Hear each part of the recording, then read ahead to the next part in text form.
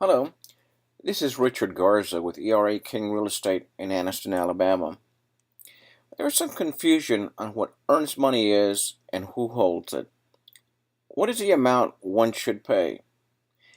Each state is different, so I will be discussing earnest money basics in the state of Alabama. What is earnest money? Simply said, earnest money is funds paid up front by a prospective buyer of real estate. It shows that the buyer is serious about purchasing the property. If the buyer defaults on the contract, the seller could be entitled to the earnest money deposit. If the seller defaults on the contract, the money should be returned to the buyer. There is no set amount on how much the earnest money should be. In this part of Alabama, it is usually anywhere from $500 to $1,000. Although higher priced homes can be higher.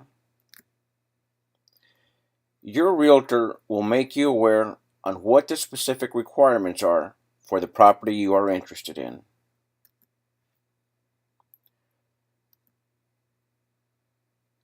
When is earnest money required? When you make the formal offer. You as a buyer should get a receipt. It is important that you receive a receipt from your realtor. Your realtor then takes it and turns it over to his broker. In Alabama, there are strict rules on how a realtor should handle earnest money. When the offer becomes a contract, funds go to the seller's broker account.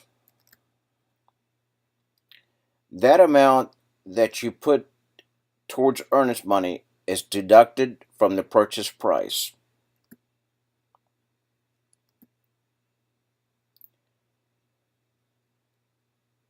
The buyer gets funds if the offer is not accepted. For example, an offer is made and is not accepted by the seller. You as a buyer do not wish to make any further offers. At this point, you will receive the earnest money back. Buyers gets funds if the contract is not executed per contingencies. For example, one of the contingencies is that the buyer receive financing for the purchase. You do not get approved for financing. You as a buyer attempted in good faith to receive the funding. According to the contract, you are no longer legally obligated to execute the contract per the contingencies. You should get your earnest money back. As I said earlier, the amount of the earnest money is deducted from the purchase price.